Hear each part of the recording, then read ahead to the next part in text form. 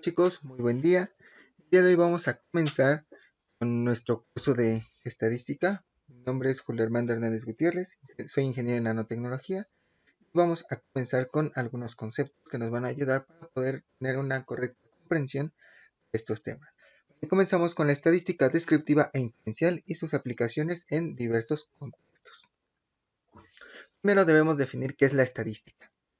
La estadística es una ciencia formal, ¿vale? En la cual, anteriormente la estadística la tomaban como una rama de las matemáticas como tal. Agarrábamos y lo estudiábamos en un tema, dos, listo, eso era la estadística. ¿Vale? Pero al ver las aplicaciones y cómo se juntaba con la probabilidad, fue tomando más fuerza, más protagonismo en el área de las matemáticas. Entonces, lo que pasa, la estadística se vuelve una ciencia formal. Se convierte en una materia más, ¿vale? En un centro de estudio más, ¿vale? Entonces, estadística, probabilidad y estadística, ¿vale? Esta se encarga de analizar, recopilar, interpretar y presentar información de una manera muy diversa, ¿vale? Recopila mediante diversos instrumentos, encuestas, entrevistas, formularios, etc. Analiza, ¿vale? Recaba la información, todas las respuestas las concentra en un solo lugar. Después de que las concentra, va a interpretar. ¿Qué me quieren decir estas respuestas? ¿Vale? ¿Qué me quieren decir a mí? ¿Vale? Entonces, una vez que yo ya interpreté qué es lo que me arrojan estos datos, debo de presentarlos. Puede ser mediante gráficos, mediante algún texto, alguna interpretación que yo tuve de manera personal, ¿vale? Ya la de manera oral. ¿Vale? Pero tengo que presentarla de alguna manera. Estadística va a ser aplicada en muchísimos campos, ¿vale? En todos los campos, tanto de ciencias sociales como en las grandes investigaciones científicas. Por ejemplo, en la comunidad hay un elevado índice de desnutrición. Entonces, en la estadística, al recopilar información de toda esa población, de esa comunidad, puede encontrar una respuesta positiva. ¿Qué es lo que me va a ayudar a mejorar? ¿Qué puedo implementar yo para que todo esto mejore? Entonces me da un camino, ¿vale? Al analizar los datos, me dirán, bueno, esta posibilidad puede funcionar. No, no funciona con los datos. Bueno, la otra, y así, probar varios escenarios, ver cuál es el óptimo, ¿vale? Me da un panorama, ¿vale? Algo que no se ve a simple vista.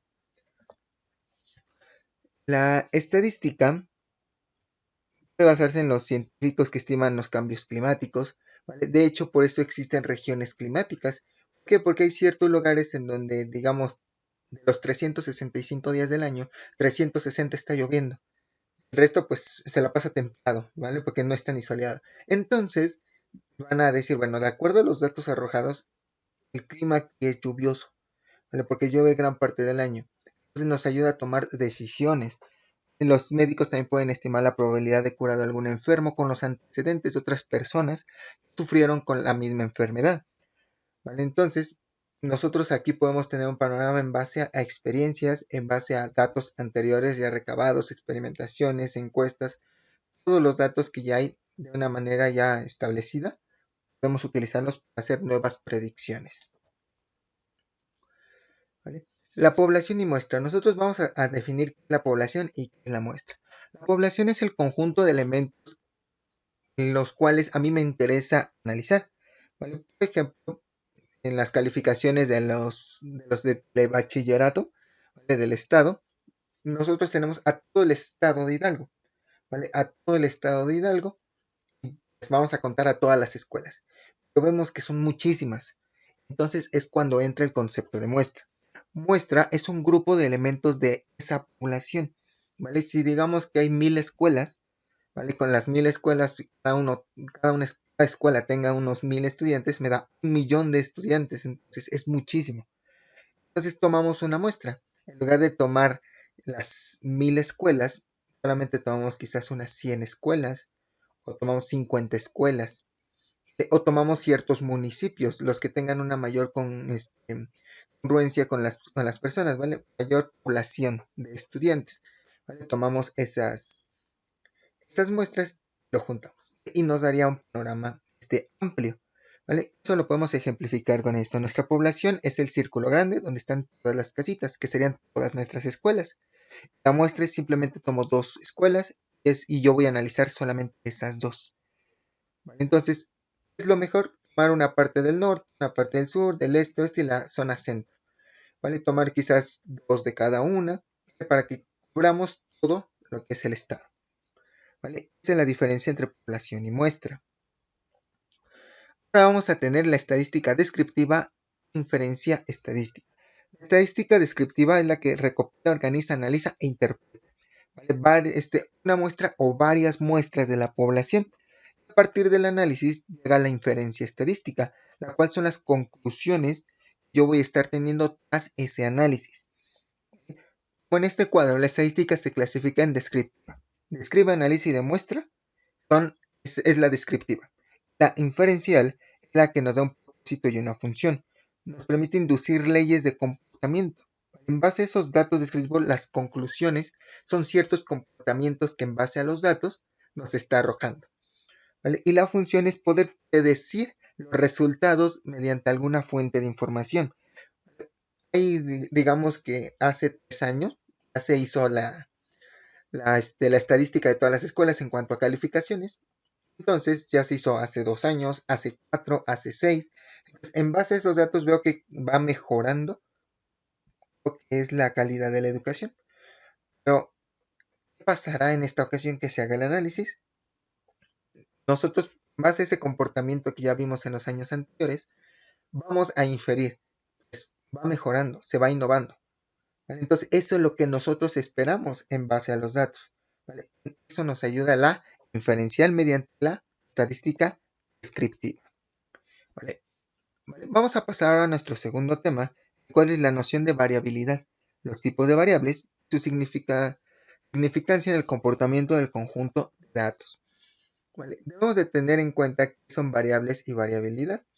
¿Vale? Las variables pues, son todas aquellas incógnitas que nosotros tenemos, puede ser alguna ecuación química, alguna ecuación matemática, bueno, lo que conocemos como X, Y, Z. La variabilidad es qué van a estar cambiando, ¿vale? Qué tan probable es que estén cambiando de un momento a otro. ¿Vale? Por ejemplo, aquí tenemos una tabla de la comunidad de Loma Bonita, ¿vale? Los telebachilleratos, donde tenemos número de alumnos, edad promedio, horas promedio, número de calificaciones, número de alumnos casados o en unión libre, alumnos que son padres o madres, número de estudiantes que trabajan, estatura promedio de hombres y mujeres. Y tenemos una segunda tabla, la cual nosotros podemos comparar los datos. Entonces, pueden ponerle pausa al video para que puedan observar cada una de las tablas.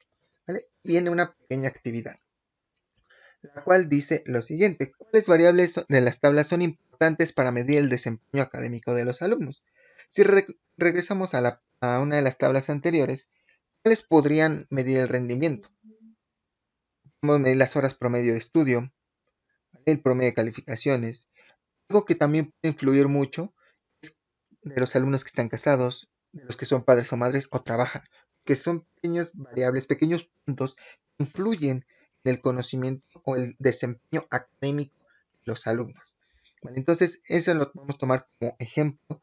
El promedio de calificaciones de los alumnos depende de la estatura. Aquí realmente decimos que no. ¿Vale? La estatura de una persona nunca va a definir qué tan bueno es en matemáticas o en español o en ciencias naturales, en biología, en física, en química. ¿Vale? La estatura no define nada de ello, sino la capacidad que tenga el alumno y el empeño que tenga al momento de hacer de manera correcta tus métodos de estudio. Puedes observar el comportamiento de las variables a lo largo de los 6 semestres. ¿Vale? Vamos a elegir una manera de ejemplo. Ya ustedes elegirán las otras dos, ¿vale? De elegir 3. ¿Vale? ¿Cuáles pueden estar variando conforme a lo que es los 6 semestres? Podemos colocar el promedio, ¿vale? En primero pues tenemos 7, en primero 9, en segundo 7, tercero 8, cuarto y quinto 6 y en sexto tenemos 7. ¿Vale? Aquí podemos decir es que va aumentando la dificultad, pero de segundo a tercero aumentó el promedio y se supone que aumenta la dificultad. Entonces, cuando ustedes elijan la segunda y tercera variable, ¿por qué? Porque aquí nosotros vamos a estar teniendo un cierto panorama. Nos va a decir, los de primer semestre se empeñan más, apenas entraron. Los de segundo le flojearon un poco. Le flojean y todo, y sacaron 7. Entonces vámonos al siguiente, le echaron ganas, sacaron 8, volvieron a flojear, se mantuvieron y el último ya para salir fue 7. Pero cuando ustedes elijan las otras dos variables, van a ver cómo cambia ese panorama, ¿vale? Un ejemplo, los estudiantes que son padres o madres. Quizás ahí empieza a influir si digamos que hay 10 alumnos, de los cuales 5 tienen 10, pero los otros 5 tienen 0, el promedio es 5, aunque haya 10. Entonces, cierto número de alumnos que no tengan buen desempeño pueden disminuir el promedio general del salón. Entonces, ese es el objetivo en esta pregunta. Ustedes comparen las tres, primero una, después comparan con otra, después añaden la tercera. Verán que en cada que añaden una variable diferente, su percepción cambiará con respecto a la primera. Vamos a continuar. En términos generales, nosotros vamos a tener dos tipos de variables. La primera es una variable discreta, la cual nosotros podemos contar, podemos dar un número. Por ejemplo, vamos a decir cuántos saltos da nuestro saltamontes, vaya la redundancia. A ver cuántos saltitos da. ¿Vale? Aquí dio 1, 2, 3 y va por el cuarto salto. Entonces ya dio 3 saltos. Y una variable continua es algo que nosotros no podemos contar. ¿Vale? Por ejemplo, de un caracol. Podemos ver que deja un rastro, pero realmente no sabemos cuántos pasitos dio. No le puede dar muchísimos. Entonces, la variable discreta damos un número específico, mientras que las continuas no podemos. ¿Vale? Para ello, nosotros vamos a tener este pequeño diagrama, tipos de variables discretas, son las que se obtienen de contar. Número de televisores, de hogares, número de casas, número de niños que asisten a tercero o cuarto de primaria. Las continuas, pues es algo las que podemos medir, pero siempre vamos a tener datos intermedios. Por ejemplo, la estatura. Puedo decir que mido 1,70, pero quizás mi hermana mide 1,60. Mi prima mide 1,65. Un amigo 1,66. Encontramos una persona que mide 1,65. Ya hay datos intermedios. Entonces, ¿qué es lo mejor para poder representar las variables continuas? Mediante intervalos.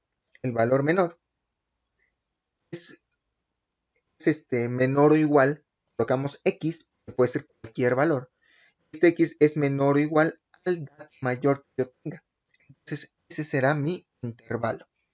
Lo mismo aplica con el peso, la talla, distancias, etc. Esto es lo que nosotros vamos a tener como tipos de variables. Entonces viene nuestra siguiente actividad. Identifica en las tablas anteriores las variables discretas y continuas. Entonces, vamos a regresar a nuestra tabla y decir cuál sería continua y cuál sería discreta. Ok, número de alumnos, podemos decir que es discreta. ¿Por qué? Porque damos un número específico de cuántos alumnos son. La edad promedio, pues podríamos llamarla como continua, ¿vale? Porque algunos pueden tener, nos ponemos ya muy estrictos, pueden tener 15 años, 3 meses, 4 días con 10 minutos, 2 segundos y así, ¿vale? Lo vemos todo de una manera más pequeña, más y más y más pequeña. Entonces, por ello es que lo denominamos como continua. Es promedio de estudio, ¿vale? Aquí todo depende cómo lo tomen los alumnos. Si los alumnos nos dicen solamente 2 horas, 1 hora, sería discreta. Pero si nos ponemos a medir el tiempo, van a estar variando siempre por segundos. Entonces lo podemos tomar como continua. Medio de calificaciones sería continua porque tiene puntos decimal, tiene este tipo de número. Número de alumnos que son casados o en unión libre, número de alumnos que son padres o madres, o números de alumnos que estudian. Estas tres son discretas porque podemos decir, 3 alumnos están casados, 5 alumnos son padres de familia, 7 alumnos trabajan. podemos decir un número exacto. Para la estatura de los varones y de las mujeres, podemos estar tomándolo como una variable continua, ¿vale? La variable continua, recuerden que puede tener valores intermedios. Entonces, es lo mismo que se aplica aquí para los decimales, los números que están en medio, ¿vale? Por ejemplo, tenemos 1.60, en el siguiente 1.61, en el siguiente puede ser 1.605, ¿vale? Por ejemplo, el valor intermedio de estos, ¿vale? Entonces, la estatura ya sería una variable continua, ¿vale? Vamos a proceder ahora con lo que son los siguientes ejercicios. Dice, la siguiente lista de variables identifica las que no son discretas. Ojo, no son discretas. Eso quiere decir que son continuas. La temperatura registrada por hora en un observatorio es continua, porque puede tener valores intermedios. El número de hijos en 50 familias, discreta. Edades de los mexicanos en el censo, podemos tomarlo como continua. Todo depende de cómo tomen las cifras. Estatura continua, desde el año discreta y goles en un partido discreta. Entonces, vamos a continuar. La clasificación de las variables. ¿Vale? Aquí vamos a tener dos tipos de clasificaciones. Primero, su naturaleza, cualitativas y cuantitativas. Cualitativas viene de cualidades. Podemos decir que huele a algún tipo de aroma, es de color rojo, color verde, color naranja, es grande, es chico, ¿vale? Son cualidades, adjetivos calificativos, sin atributos numéricos. Y cuantitativas es cuando ya colocamos un número, es donde entran nuestros tipos de variables, discreta y continua. Discreta son números enteros, que ya los conocemos, ¿vale? Que podemos contar. Y continuas son aquellas que no voy a poder contar, los voy a representar mediante intervalos. Ahora, por su posición respecto a otras variables, tenemos las independientes, las cuales que suceda algo no va a influir en otro, que tengamos un resultado no influirá con los demás. A eso nos referimos con variables independientes. Las dependientes es que van a estar variando de acuerdo a los cambios de otros aspectos de las otras variables, ¿vale? Eso es lo que vamos a tener como clasificación de las variables. Ahora vamos a ver técnicas de recolección de datos, ¿vale? Como una herramienta en el análisis de una población. Esto, la recolección de datos es simplemente, como comentamos al inicio del bloque, es recopilación mediante algo, ¿vale? Una encuesta, un formulario, una entrevista, ¿vale? Pero para poder hacer la recolección de manera correcta, tendremos fuentes directas e indirectas. Las fuentes directas son documentos, son personas que estuvieron durante el suceso. Por ejemplo, hablábamos anteriormente del caso de Benito de Vecinos, ¿vale? Nosotros, parte de las noticias sería algo indirecto, ¿vale? Porque ellos se basan de acuerdo a lo que sucedió, lo que le dijeron los policías, lo que dijeron las personas que estuvieron ahí, ¿vale? Lo que vemos en noticias en redes sociales es una fuente indirecta. Ellos realmente no estuvieron durante ello. Pero las fuentes directas son las personas que vieron cuando comenzó la persecución, los automóviles que estuvieron cuando chocó la camioneta, ¿vale? Esas son nuestras fuentes directas, los que pueden decirnos realmente cómo sucedieron las cosas. Y por último, vamos a estar teniendo la observación, entrevista y encuesta. La observación es un proceso que se realiza para dar seguimiento a un fenómeno, ¿vale? El cual yo deseo analizar. Entrevista son series de preguntas, pueden ser abiertas, pueden ser cerradas, opción múltiple, ¿vale? De acuerdo a lo que yo quiero recolectar de las personas, su opinión, su manera de ver las cosas, ¿vale? Y una encuesta puede ser una auto aplicada, ¿vale? Por nosotros mismos, podemos dárselas a diferentes personas, de acuerdo al nicho que nosotros queramos investigar. Entonces, con esto nosotros finalizamos nuestro primer tema. Y cualquier duda, ya saben cómo contactarme, ¿vale? Que tengan una excelente tarde. Y por cierto, disculpen esa pequeña interrupción. Cuídense mucho, nos vemos.